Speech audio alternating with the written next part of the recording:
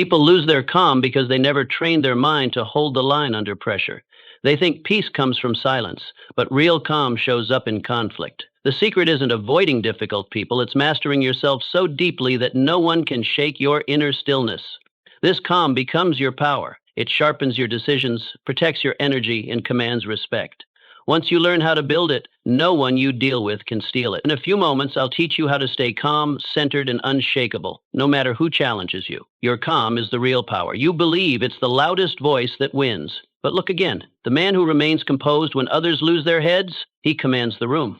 Calmness is not weakness. It's command. You've seen it in boardrooms, across dinner tables, in moments when tempers rose like fire, and the man who didn't flinch, he became the anchor everyone leaned toward.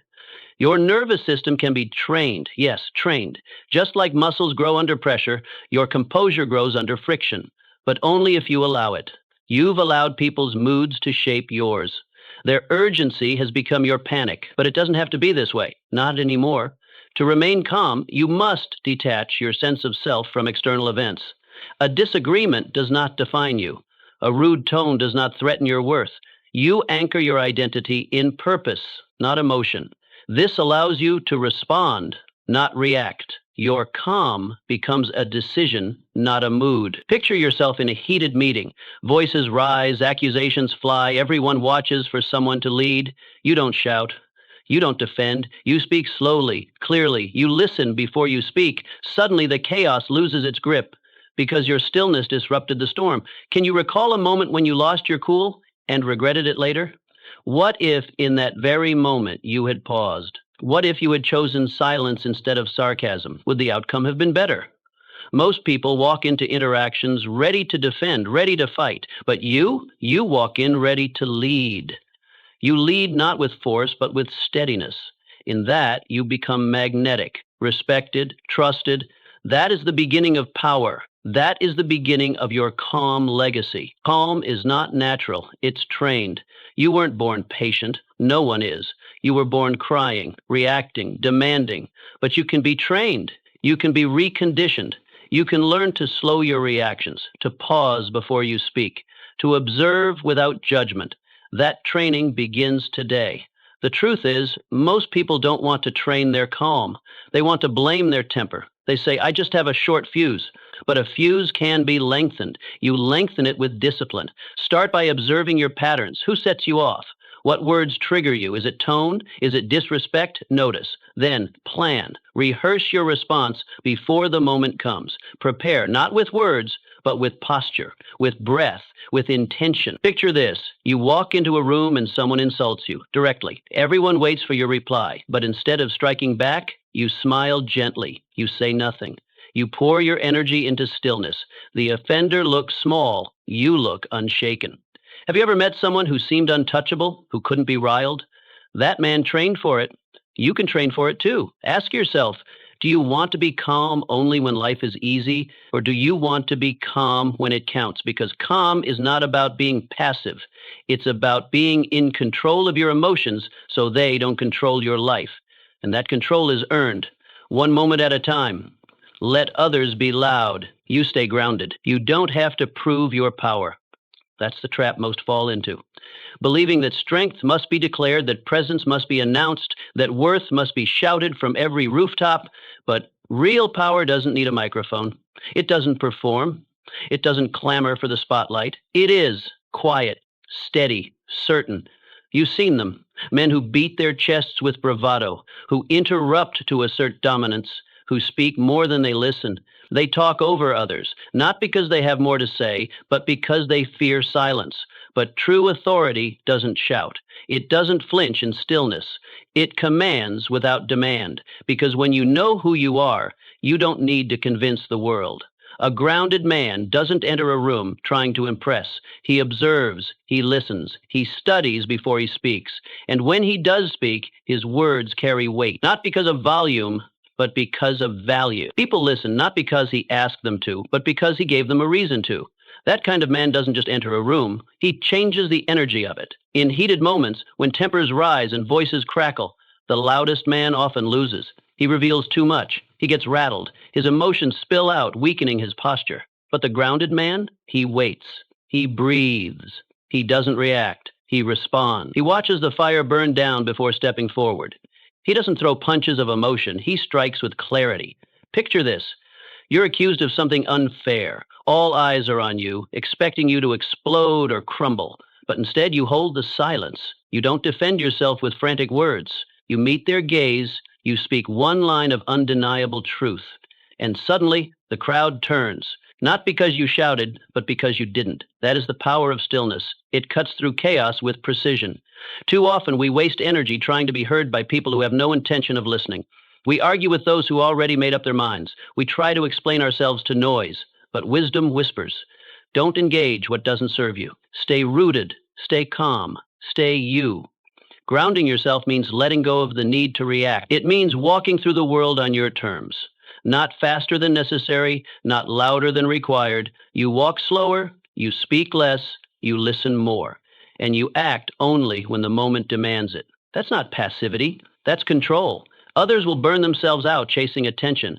They'll jump at every bait. They'll run from every storm, but not you. You stay planted like a tree, deep roots, steady branches, unmoved by the wind. And when the dust settles, when the shouting fades, you're still standing. Not because you fought harder, but because you stayed centered. This isn't weakness, it's wisdom. Power is not in proving, it's in knowing. And the man who knows does not flinch. He does not chase. He does not need noise to feel significant. His stillness is the statement. And in a world addicted to attention, that silence becomes the loudest force in the room. Restraint is the highest expression of power. You could lash out. You could crush them with one sentence. You could expose their weakness, embarrass them in front of the room, and walk away with the crowd on your side. But you don't. Not because you're incapable, but because you choose not to. And that choice, that restraint, is not weakness. It's mastery. It's the final and highest form of strength. Most men confuse power with action. They think strength means reacting fast, striking first, proving a point at every turn. But the truth? Power without control is chaos.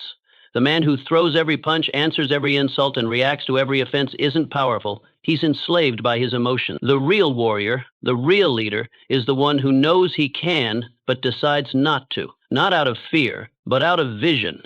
Out of a clear understanding of what's worth it and what's not. The higher you aim, the more you must protect your energy.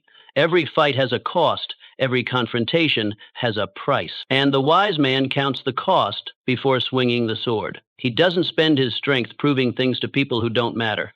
He doesn't fight to be right. He rises to lead. The fool, he uses every tool in every fight. He throws his full weight behind every opinion. He wants to win now, even if it costs him everything later. But the wise man, he holds back. He understands that not every moment needs his full force. He knows the difference between being provoked and being called, and he saves his strength for what truly matters. Imagine you're in a debate. You make a strong point, but someone throws a cheap shot, personal, petty, meant to shake you. You know the perfect reply, one sentence and they'd be done. But instead you smile, you breathe, you let the silence speak, because you're not here to destroy, you're here to build. And the room, they remember your grace, not their insult. That's restraint. And that's unforgettable. Have you ever won an argument but lost a relationship? Ever said something in anger that echoed back as regret? Power misused wounds both sides. But when you pause, when you check yourself before you check someone else, you give yourself a chance to lead with intention, not just instinct. That moment of pause, that's your greatest weapon. Ask yourself, does this serve me? Not your ego, you, your mission, your future. If the answer is no, let it go. Hold your position, not your tongue, because silence can carry more authority than 1,000 clever replies. Restraint is not about shrinking. It's not passivity. It's not weakness. It's decision. It's the sharpest form of discipline. It says, I could dominate this moment, but I don't need to. It puts you in control of your emotion, your focus, your impact, and that kind of control, that's what makes a man unshakable. Look around. The world rewards reaction. Outrage gets clicks, drama draws attention, but attention fades, legacy lasts. And legacy is built by those who resist the bait, who preserve their strength, and who never lower themselves for temporary wins. When you master restraint, you gain a new kind of freedom. You stop explaining yourself to everyone. You stop reacting to every noise. You stop trying to prove that you're powerful, because you know you are. And that knowing it liberates you. You become the man who speaks only when necessary, who moves only with intention, who lets others exhaust themselves in the arena of ego while you build empires in silence. And when you finally speak, it matters. When you act, it lands. When you lead, people follow, not out of fear, but out of respect. So next time someone tests you, tempts you, tries to drag you into their chaos, pause, ask yourself, is this worthy of me? And if it's not, walk on, because the strongest move isn't always to strike. Sometimes the strongest move is to stay still, to hold your fire, to walk away undefeated.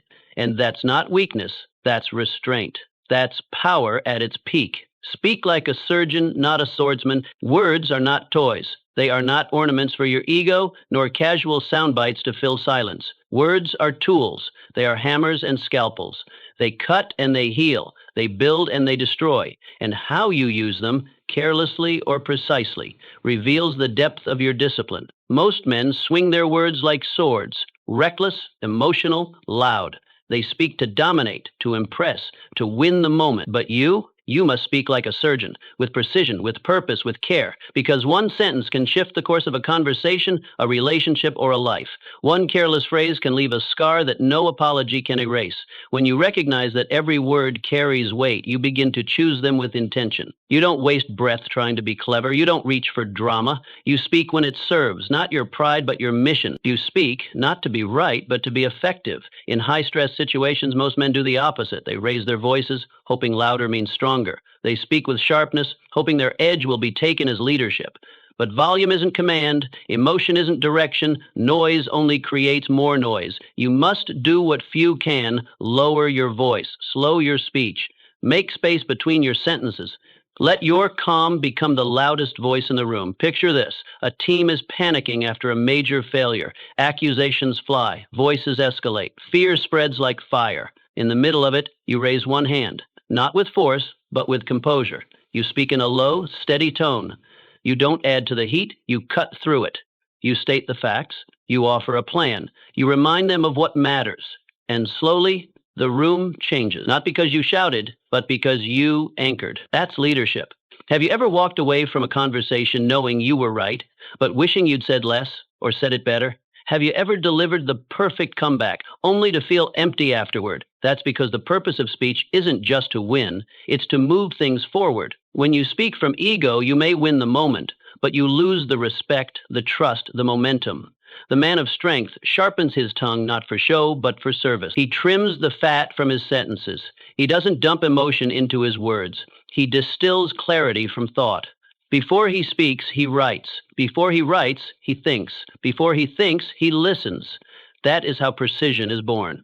Not from impulse, but from inner stillness. Begin this practice today. Before speaking, ask, what do I want my words to do? Do I want to heal or harm? To direct or distract? To build or burn? And if you cannot answer clearly, don't speak yet. Wait, clarify, cut the excess, because less said with power is worth more than much said in haste. In meetings, don't compete for air. In conflict, don't compete for dominance. Speak so that your words move people, not away from you, but towards something better. Let your tone carry steadiness, not tension. Let your language lift the room, not weigh it down. You are not here to entertain, you are here to guide. And in times of chaos, the one who speaks with calm clarity becomes the true commander, not because of rank, but because of presence. The man who speaks last, who speaks least, who speaks only when necessary, he becomes the one others follow. So don't be the man who must be heard. Be the man whose silence makes others want to hear him. Don't be the one who floods the room with noise. Be the one whose single sentence shifts the direction of the entire ship. Words are not toys. They are tools. Use them like a master craftsman, with clarity, with discipline, and with reverence. And you'll find that people remember not just what you said, but how you made them feel when you said it. Patience isn't waiting. It's enduring with purpose. You've been told that patience is passive, that it's doing nothing, that it's weakness in disguise. But the truth is far more powerful and far more demanding. Patience is not inaction. It is endurance with direction. It is the quiet strength to stand your ground, even when everything around you screams, rush, react, retaliate. Real patience is not for the lazy. It is for the disciplined. It's the calm in your chest while the storm rages outside. It's the decision to wait with purpose rather than act from desperation. Others may mock your stillness, thinking you've stalled, but you know better. You're not doing nothing. You're preparing. You're sharpening. You're becoming unshakable. While others panic, rant, and ruin their own chances by trying to force outcomes, you step back. You observe. You build in silence. You wait. Not because you lack the strength to act, but because you've learned the wisdom of timing. You don't jump at the first chance. You prepare for the right one. The world glorifies speed. It applauds the man who moves fast, who speaks first, who strikes quickly. But behind every great achievement is the man who learned restraint, the man who didn't strike too soon, who didn't let pride or fear dictate his timing. The world may admire the impulsive, but it follows the deliberate, the one who sees beyond the moment. Imagine standing in line for an opportunity you've earned. You've worked for it. You've waited for it. But others cut ahead. Your pride burns. Your ego demands retaliation. But you don't explode. You don't fight for scraps. You stand tall. You breathe. You trust your preparation. And when your turn finally comes, you're ready in a way no one else is. Not because you rushed, but because you refuse to be rushed. Think of the moments in your life where impatience cost you something real. A project rushed to completion that crumbled. A relationship pushed too hard too soon. A decision made in urgency that you still regret.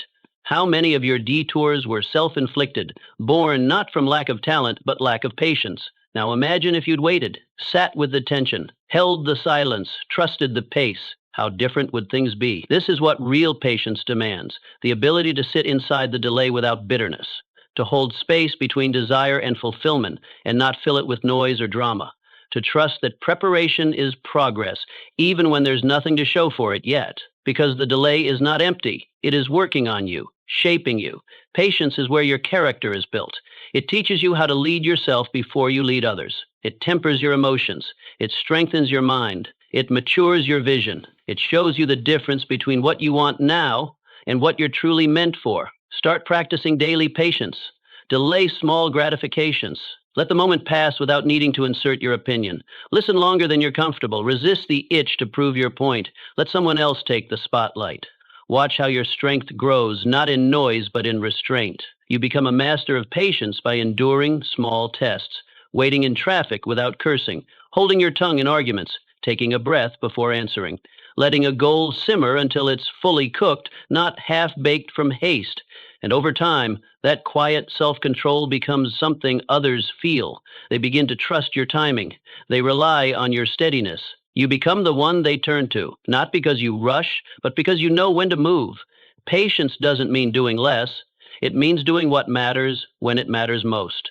It is the ability to stand firm with a vision too strong to be shaken by time. And that's what sets you apart, because while the world spins in chaos, you remain calm. You don't chase, you prepare. You don't flinch, you focus. And when your moment comes, it doesn't catch you off guard. It finds you ready. Every outburst costs you more than you think. Every time you lose your temper, you lose something else with it. Respect, clarity, opportunity. That's the truth most men don't want to admit. Anger feels like power in the moment. It feels like control, like you're taking a stand, making yourself known, refusing to be disrespected. But behind that heat lies a deep cost. And when the fire dies down, you're often left sifting through the ashes of trust, of influence, of progress. Anger has a price, and more often than not, the price is greater than the offense that triggered it. You may feel justified, you may believe you had no choice, that they needed to hear it, that someone had to say something. But when the dust settles, it's not the outburst you remember, it's the damage. Words said in rage don't dissolve in the air.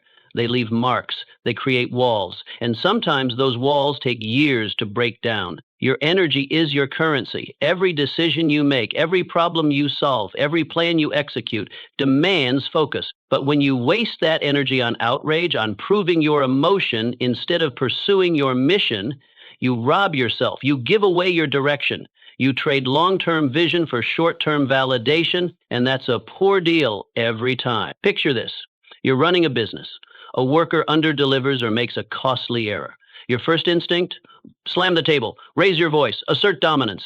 And in that second, yes, you feel powerful. You feel like you've reestablished control. But step back. What really happened? The room goes silent. not out of focus, but fear. The worker stops thinking creatively and starts thinking defensively. They don't want to improve, they want to avoid you. Trust evaporates, communication tightens, innovation dies. And all for what? A few seconds of release? The illusion of control? Now imagine a different response. You pause, you breathe, you call the person aside, you speak low but firm. You ask what happened, you listen, you redirect, you hold them accountable, but with respect. And now the worker learns.